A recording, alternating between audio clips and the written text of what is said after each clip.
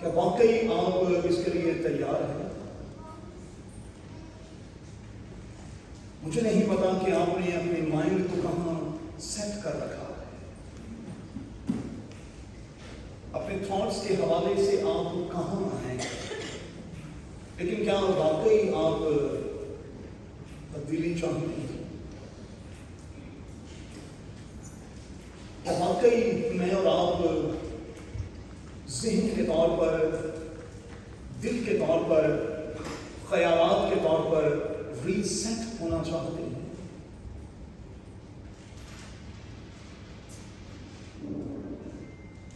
تھوڑے سے وقت میں آئیے اسی خیال کے پیش نظر خدا کے کلام کے اس عظیم حصے میں اتریں اور چند ایک باتیں خدا کے کلام میں سے لے لیں اور پھر سیکھنے کی کوشش کریں۔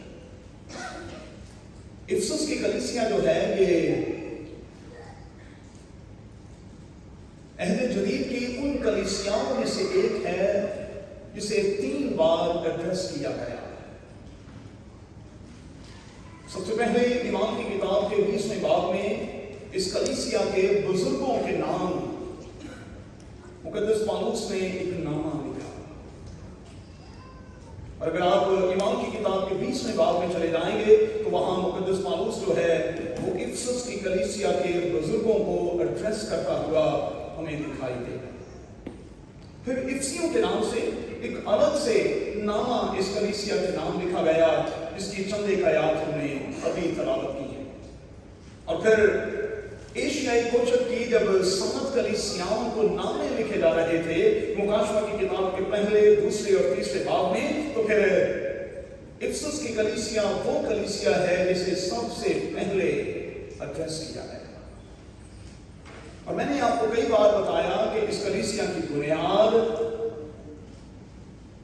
اور اس کلیسیا کو پروان چڑھانے میں مقدس پالوس نے اگرچہ کہ مرکزی کردار ادا کیا ہے، لیکن اس بات کو کبھی نہ بھولا کریں کہ اس کلیسیا کے پہلے بشپ ہونے کا یوحنا رسول کو اعزاز حاصل ہے، جو خدا یسوع مسیح کے شاگردوں میں سے سب سے چھوٹی عمر کا تھا، جس نے سب سے لمبی عمر پائی، اور خدا یسوع مسیح کے شاگردوں میں سے یہ واحد شاگرد ہے جو طبعی موت مرا۔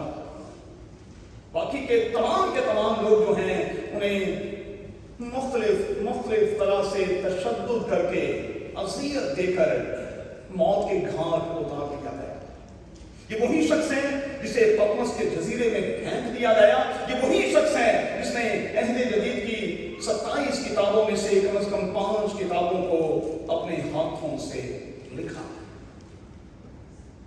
یہ افسس کی کلیسیا کا پہلا بشپ مقرر ہوا، اور میں نے کئی بار آپ کو سکھایا کہ جب یہ بالکل بڈھا ہو گیا، ضعیف ہو گیا، ان سے بولا بھی نہیں جاتا تھا، اور یہ چرچ میں چونکہ بڑے ریگولر تھے، اس لیے جب یہ چرچ آتے تھے آلٹر بوائز جو ہیں انہیں کندھوں سے اٹھا کر لاتے تھے، اس وقت کا مقامی پاسبان ان سے کہتا تھا بشپ صاحب اپنی لرزتی آواز ہی میں صحیح لیکن صرف ایک جملہ تو ضرور کہیں، اور ہر عبادت میں تاریخ یہ بتاتی ہے کہ یوحنا کھڑا ہو کر یہی کہا کرتا تھا، اے بچوں ایک دوسرے سے محبت رکھو۔ اسی لیے اسے محبت کا رسول بھی کہا جاتا ہے۔ وقت، حالات، نظریات، سوچ، قدریں بدلتی رہتی ہیں۔ اچھا، میں غور کر رہا تھا اور پادری صاحب میرے ساتھ اتفاق کریں گے کہ 9/11 سے پہلے کی دنیا اور 9/11 کے بعد کی دنیا بالکل مختلف ہے۔ کووڈ سے پہلے کی دنیا اور کووڈ سے بعد کی دنیا بالکل مختلف ہے، بالکل مختلف۔ اور آپ میرے ساتھ یقینی طور پر اقرار کریں گے کہ ان دونوں ہونے والے بڑے واقعات کے بعد بہت سی چیزیں بدل گئی۔ انسانوں کے مزاج بدل گئے ہیں، ہمارا ملنا جلنا، اٹھنا بیٹھنا، کھانا پینا، رشتہ داریاں، ناطے، یہ سب کچھ بدل گئے ہیں۔ بلکہ میں تو یہاں پر کہوں گا کہ ہماری خدمت کے انداز بھی بدل گئے۔ اب بہت ساری سروسز جو ہیں وہ آن لائن ہوتی ہیں، تو پھر یہ فزیکلی اکٹھے ہونے والا سلسلہ، فیس ٹو فیس اکٹھے ہو کر سیکھنے والا سلسلہ جو ہے یہ مدھم اور مدھم بڑھتا چلا جاتا ہے۔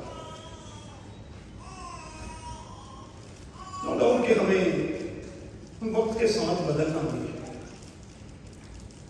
اور ہمیں وقت کے ساتھ ساتھ اپنے آپ کو ڈھالنا بھی ہے، اور اگر ہم وقت کے ساتھ ساتھ بدلیں گے نہیں، اپنے آپ کو ڈھالیں گے نہیں، تو پھر میں معذرت کے ساتھ کہوں گا ہم بہت پیچھے رہ جائیں گے، دنیا سے بہت پیچھے۔ اور جب ہم نے دنیا میں جینا ہے، دنیا کے ساتھ چلنا ہے، دنیا کے ساتھ روابط رکھنے ہیں، تو پھر یہ بڑا ضروری ہے کہ ہم وقت کے ساتھ ساتھ بدلتے چلے جائیں، اور پھر ڈھلتے چلے جائیں۔ میں خدا کے ایک بندہ کو پڑھ رہا تھا، انہوں نے کہا کہ اگر آپ تھوڑی سی دیر کے لیے ماضی کی طرف چل نکلیں تو آپ دیکھیں گے کہ ہمارے آباء و اجداد جو تھے وہ ہنٹر ہوا کرتے تھے۔ ہمارے آباء و اجداد جو تھے، آپ کو مزہ آئے گا، آپ کو برکت ملے گی، میں آپ کو گارنٹی دیتا ہوں، لیکن میرے ساتھ چلنے کی کوشش کیجیے۔ ہمارے آباء و اجداد جو تھے وہ ہنٹر ہوا کرتے تھے۔ اچھا، عدن میں تمام چیزیں ریڈی میڈ کی صورت میں موجود تھیں، اور عدن میں بائبل کا خدا ہمیں ویجیٹیرین کے طور پر دکھائی دیتا ہے، کیونکہ تب تک صرف ویج استعمال کیا جاتا تھا۔ کلام میں لکھا ہے تم نے زمین کی سبزی اور پھر نٹس کھانے ہیں۔ یہ گوشت والا چکر نہیں تھا بھائی، یہ طوفان نوح کے بعد شروع ہوا ہے۔ تو بائبل کا خدا جو ہے وہ علماء کہتے ہیں کہ جب ہم بائبل مقدس کے پہلے پنوں پر غور کرتے ہیں تو وہ ہمیں ویجیٹیرین خدا کے طور پر دکھائی دیتے ہیں۔ اچھا، حالات بدل گئے، گناہ دنیا میں آ گیا، اور اس کے بعد سب کچھ بدلتا چلا گیا، اور طوفان نوح کے بعد تو بالکل ہی چیزیں بدل گئی، اور پھر یہ الاؤ کر دیا گیا کہ آپ اپنے لیے جانوروں کو ماریں، ان کو ذبح کریں، اور پھر اپنی پیٹ کی آگ کو بجھانے کی کوشش کریں۔ تو شروع میں تو ہمارے آباء و اجداد نے یہی کیا، جانوروں کو مارا، اور مار کر، چونکہ ریفریجریٹر تو ہوا نہیں کرتے تھے، فریج تو ہوا نہیں کرتے تھے، کولڈ اسٹور روم تو ہوا نہیں کرتے تھے، تو بس یہی ہے کسی جانور کو مار لیا اور پھر ایک آدھ دن اسے کھا لیا، اور اس کے بعد اسے ضائع کر دیا۔ پھر سے کہوں گا، عدن میں تمام چیزیں ریڈی میڈ صورت میں مل رہی تھی، لیکن انسان کی یہ فطرت ہے نا، یہ کسی حال میں خوش نہیں رہتا، یہ کسی بھی حال میں خوش نہیں رہتا۔ ہم انسان کسی بھی حال میں ٹکتے کہاں ہیں، ہم ٹکتے ہی نہیں، اور آج بھی انسانوں کا وتیرہ جو ہے وہ بالکل۔ پھر حالات نے کروٹ بدلی، انسانی ذہن میں یہ آیا کہ اب کھیتی باڑی کرنی چاہیے۔ دیکھیں، جانور جو ہیں وہ تو مار کے 1 یا 2 دن تک کھا سکتے ہیں، کھیتی باڑی کریں گے تو ہم فصل کا ذخیرہ کر سکیں گے، اور کم از کم 6 مہینے اور سال تک کو آرام سے کھائیں گے۔ سوچ بدلی، نظریات بدلے، لوگوں نے اپنے آپ کو بدلا، لوگوں نے اس وقت کے مطابق فیصلہ کیا، اور اس فیصلے کے مطابق اپنے آپ کو ڈھالا، اور لوگ کھیتی باڑی کی طرف آئے۔ انہوں نے کہا کہ یہ اچھا طریقہ ہے جس کے ذریعے سے ہم کم از کم 6 مہینے یا سال تک جو ہے وہ اپنی پیٹ کی آگ جو ہے وہ آسانی کے ساتھ بجھا سکتے ہیں۔ ہم سب پنجابی بیٹھے ہوئے ہیں، موسٹلی پنجابی ہیں۔ پنجاب میں یہی تو 1-2 کام ہوا کرتے تھے، جن میں سے سب سے میجر کام تھا खेती बाड़ी। हमारे आबाओ यही करते थे और यही उनका सब कुछ था, वहीं से वो खाते पीते और सब कुछ करते थे। फिर सोच बदली, फिर ख्यालात बदले, नजरिया बदला, लोगों ने कहा कि इंडस्ट्री की तरफ आए। ये 6 महीने साल वाला चक्कर भी ठीक नहीं, खाने पीने के हवाले से तो ये बिल्कुल ठीक है, लेकिन दीगर लवाजमात के लिए भी तो हमें कुछ ना कुछ करना चाहिए। तो फिर लोग इंडस्ट्री की तरफ आए और इंडस्ट्रियां कायम हुई। ये रुझान फिर तरक्की करता चला गया। और अगर मैं ये कहूं तो गलत ना होगा कि फिर ट्रेडिंग का अमल जो है वो शुरू हो गया। याद रखिएगा, मुकद्दस यूसुफ के दौर में ट्रेडिंग हुई, सुलेमान के दौर में इसने इतना अरूज पकड़ा कि जिसका लफ्जों में बयान नहीं हो सकता। सिर्फ बिजनेसमैन के तौर पर लोगों ने काम नहीं किया, बिजनेस वुमेन के तौर पर भी काम किया। जरा देखिएगा इंसान की किताब के 31वें बाब को, वहां आपको एक बिजनेस वुमेन दिखाई देगी जो ट्रेडिंग करती है, ट्रेडिंग का काम शुरू हो गया। फिर सोच बदली और कहा कि नहीं, अब ये भी कोई इतना कारआमद नहीं है। इंडस्ट्रियां बनाई भी जाती हैं, तबाह भी हो जाती हैं, और कई बार कब्जा माफिया जो है वो कब्जा भी कर लेता है। बनी बनाई चीजें जो हैं वो इंसान से छीन ली जाती हैं। तो फिर एक सोच आई, एक नजरिया, एक ख्याल आया कि हमें इंफॉर्मेशन टेक्नोलॉजी की तरफ जाना चाहिए। और आज का दौर इंफॉर्मेशन का दौर है, टेक्नोलॉजी का दौर है। आपकी इंफॉर्मेशन के लिए पाकिस्तान के हालात तो पैसा तो भी आए हैं, बहुत बुरे हैं। एस्टैब्लिशमेंट, जुडिशरी और फिर हमारे सियासतदानों ने हमारे मुल्क का बेड़ा गर्क कर रखा है। और फिर से आज मैं कहूँगा, जब वांटेड किस्म के लोग आपकी सीटों पर होंगे तो फिर हालात तो ऐसे ही होंगे। पाकिस्तान पर इस वक्त, नोट कर लेंगे, पाकिस्तान पर इस वक्त जो कर्जा है वो $45 बिलियन का है। $45 बिलियन का। ट्विटर कितने में खरीदा? कोई बता सकता है? लो जी, आज सवाल लिख रहे हैं, ट्विटर कितने में बिका, कितने में खरीदा गया? 42। शाबाश, 42 बिलियन में। पाकिस्तान का कर्जा कितना है? 45 बिलियन। ट्विटर कितने में खरीदा गया? 42 बिलियन।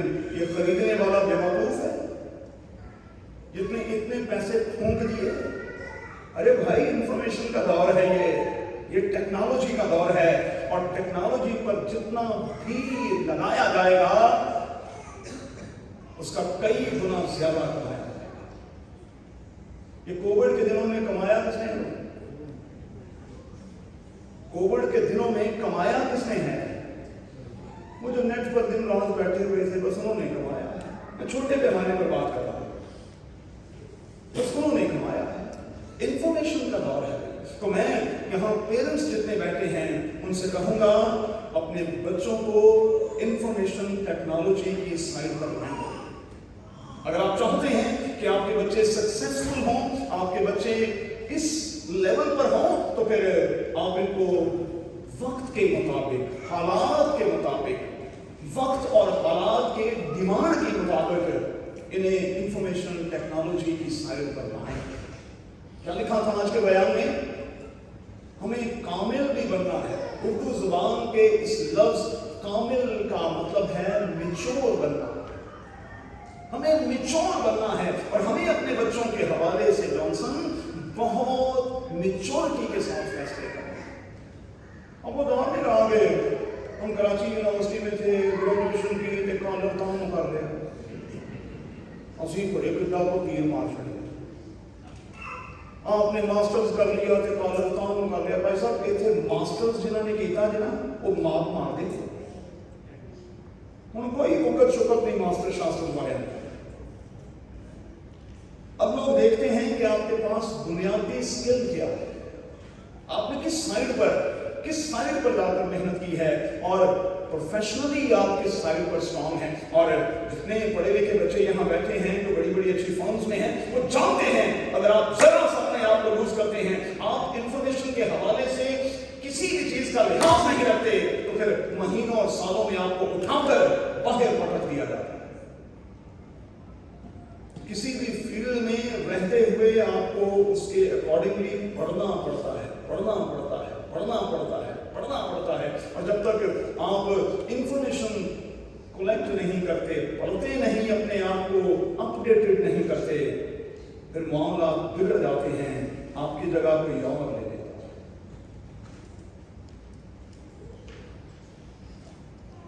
ये अच्छी चीज भी है, और मैंने इसके खिलाफ, चूंकि व्हाट्सएप मिनिस्ट्री पर आपको पता ही है कि कोई 48,000 के करीब लोग मेरे पास हैं, जिनको पिछले 7 साल से मैं सुबह 6 बजे से पहले मॉर्निंग डिवोशन भेजता हूँ। वो फर्दर आगे कितने लोगों को भेजते हैं, ये लाखों में तादाद चली जाती है। लेकिन इसके खिलाफ मैं हमेशा बात करता हूँ। ये बला है, एक काले मुंह वाली बला है, और आप इसे समझते ही नहीं कि ये कितनी बड़ी बला है। इस बला के जरिए से आपका डेल्टा जो है, नोट कर लें, आप पढ़े लिखे लोग हैं, जानते हैं आपका डेल्टा जो है वो पूरे का पूरा ले लिया जा रहा है। आपकी कोई बात को शीना नहीं है। आप कहां पर हैं, क्या कर रहे हैं, क्या खा रहे हैं, क्या पी रहे हैं, डेटा कलेक्ट करने वालों ने तो बाद में बताना है। आप ट्रक अड्डे पे बैठे हो तो वहीं सेल्फी लेके ना 2 मिनट के बाद अपने अजीजों को भेज रहे होते हैं, एंड में वो सारी उम्र के भुखे तो सीधे रख रहे हो। बस कैसी अहमकाना ये चीजें हैं, अहमकाना किस्म की ये हरकतें। पढ़े लिखे लोग इस किस्म की हरकतें करते हैं। आप ट्रैवल कर रहे हैं तो आपने पीएमके में बैठकर सेल्फी ले ली है, ताकि कराची एयरपोर्ट के बाहर निकलते हैं तो हम लूट लिया जाए।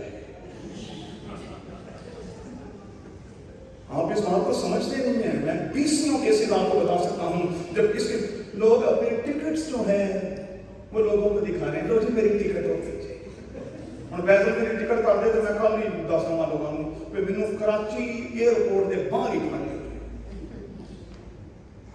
अहम कहना किस हम कहते हैं हम पढ़े लिखे हैं, पता नहीं किधर के पढ़े हैं, पता नहीं कहां से हमने एजुकेशन ली, पता नहीं किस किस्म की सेल्फियां हम डालकर लोगों पर कितना अपना रोब झाड़ना चाहते हैं, क्या दिखाना चाहते हैं लोगों को, क्या बताना चाहते हैं। आज ट्रक अड्डे पे बैठे हुए हैं, आज स्टूडेंट बिरयानी बैठे हुए हैं, आज 56 भोग बैठे हुए हैं, आज फलानी जगह, अरे क्या बताना चाहते हैं आप लोगों को? लोग भूखे, लोगों ने कभी खाना नहीं खाया, सिर्फ आप ही खाते हैं। अकल को हाथ मारेंगे। हमें अपनी रूहानी अकल में हर रोज नया बनना है। और मैं आपको बता दूं, हाथ जोड़कर मेच्योर लोग कभी इस किस्म की हरकतें नहीं करते। कभी आपने मेरी कोई खाने पीने की सेल्फी देखी? कभी आपने किसी पार्क में कहीं जगह पर उठते बैठते मेरी कोई तस्वीर आपने देखी?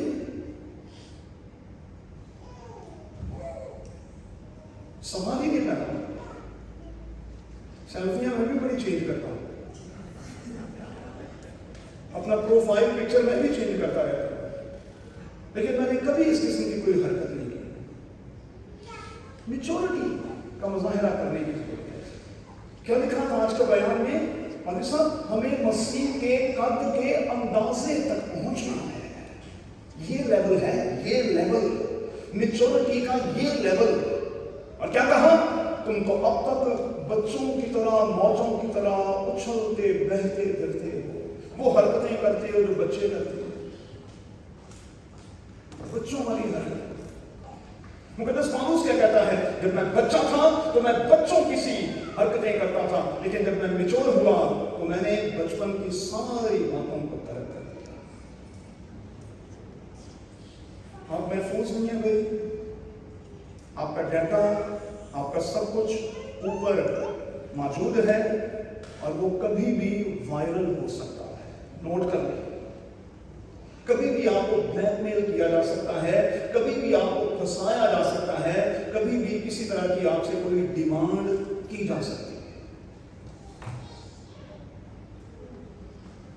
वक्त बदल गया पैसा, कदरें बदल गई है, सोच बदल गई है, नीयत बदल गई है, और अब मैं समझता हूं कि चर्च को भी अपने आप को बदलना होगा। अगर हमें ग्रो करना है तो फिर हमें चर्च के तौर पर भी अपने आप को बदलना होगा।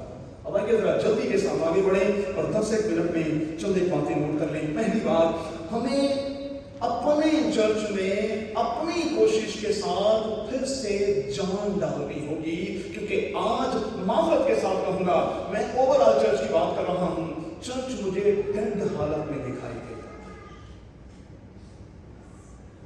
चर्च में जान डालनी होगी भाई। बाइबल के मुनाफी कितने हैं? भाई साहब तो टेलीविजन मिनिस्ट्री से मुंसलिक हैं। बाइबल के मुनाफी कितने कानून अब तक पास नहीं हुए? क्या चर्च ने आवाज बुलंद की? क्या किसी बिशप ने या किसी बड़े ने उन कवानीन के खिलाफ आवाज उठाई? नहीं, कभी ऐसा नहीं हुआ। बाइबल मुखालिफ कवानीन बनते और बनते चले जा रहे हैं, और चर्च जो है दिन ब दिन डेड और फिर डेड और फिर डेड होता चला रहा है। तो चर्च को भी अब अपने आप को रीसेट करना है, कुछ नई चीजों को चर्च में एंटर करना होगा, नए तकाजों के मुताबिक अपने आप को ढालना होगा, फिर हम कामयाबी की सीढ़ियां चढ़ने लगेंगे। तो बड़ा जरूरी है वालिदैन से फिर से मैं कहूंगा, अपने इन बच्चों को जज्बाती तौर पर मजबूत बनाए गए। हम कल चर्च कमेटी में भी ये बात कर रहे थे, पादरी साहब का 2 घंटे की ये इबादत, कोई 30 मिनट का पैगाम नाकाफी है। संडे स्कूल और बाइबल स्कूल का हफ्तावार होना और सिर्फ 2 घंटे बच्चों का वहां गुजारना ये काफी नहीं है। बाकी की जिम्मेदारी वालिदैन पर आयद है।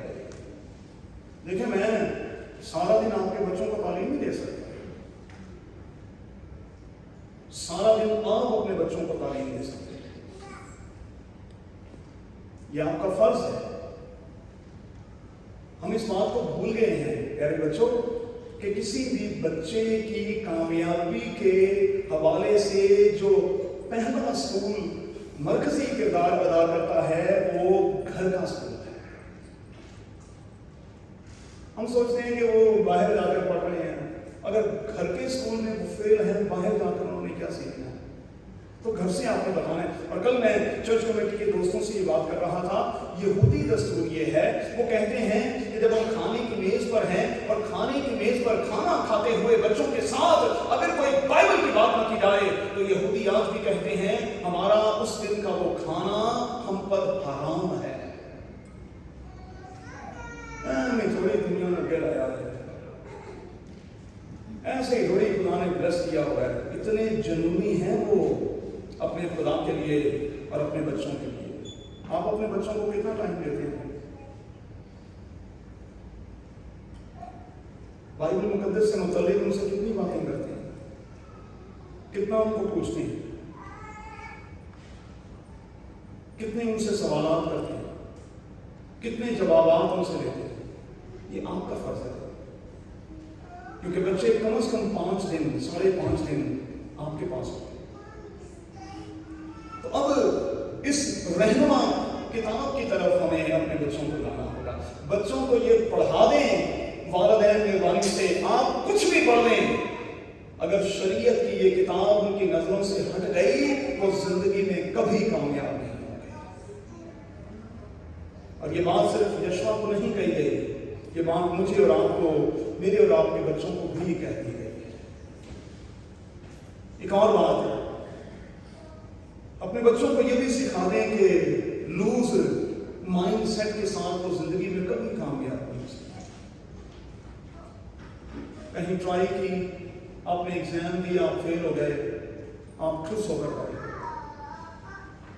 نہیں ابا جی ہم نہیں ڈالنا بھائی سب میں نے ہار مان لی نہیں بھائی سب میں دوبارہ پیسے نہیں ضائع کرنا چاہتا میں ٹرائی نہیں کرنا چاہتا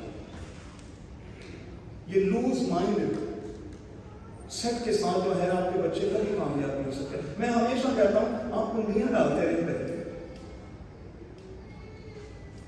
اچھا پنجاب میں ہمارے بہت سے گھر جو ہیں مسیحیوں کے گھر وہ چھپڑوں کے قریب ہوتے ہیں اور میں نے دیکھا ہے کہ وہاں چھوٹے چھوٹے بچے 2 2 4 4 5 5 کنڈیاں ڈال کے بیٹھے ہوتے ہیں مچھلی پکڑنا بڑا صبر آزما کام ہے ایک کنڈی نہیں ڈالتے 6 7 ڈالتے ہیں کیونکہ کوئی پتہ نہیں ہوتا کہ کب کس کنڈی کے ساتھ کوئی مچھلی آپ کنڈیاں تو ڈالیں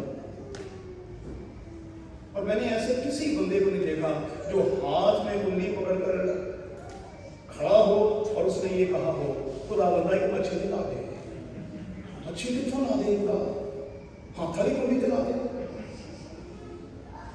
آپ ٹرائی تو کریں بھائی ہم ٹرائی نہیں کرتے ایک اور بات ہے اپنے بچوں کو یہ سکھائیں کہ وہ مہربانی سے لیڈرشپ سکلز کو ضرور سیکھیں لیکن وہ لوگوں کو ڈرائیو کرنے کی کوشش نہ کریں آپ کو لیڈر بننا ہے ڈرائیور نہیں بننا آپ نے کہ آپ خود سیٹ پر بیٹھنے کی کوشش کرتے ہیں کہ جو میں کہہ رہے ہیں بس ہوگی اپنے بچوں کو یہ ضرور سکھائیں کہ وہ لیڈرشپ سکلز سیکھیں لیکن ڈرائیور نہ بنے مہربانی سے اس سے وہ اجتناب کریں خدا کے لیے ہمیں ڈرائیور نہیں بننا ہمیں صرف لوگوں کو گائیڈ کرنا ہے اور ہمیں لوگوں کو صرف لیڈ کرنا ہے فورس نہیں کرنا کہ وہ میری اور آپ کی بات ہی مانیں ممکن ہے کہ کوئی دوسرا اس سے زیادہ عقل کی بات کر رہا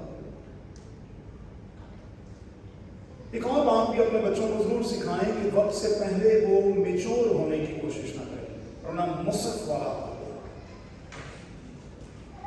ہر چیز کا ایک ٹائم ہے ہر چیز کا ایک وقت ہے وقت سے پہلے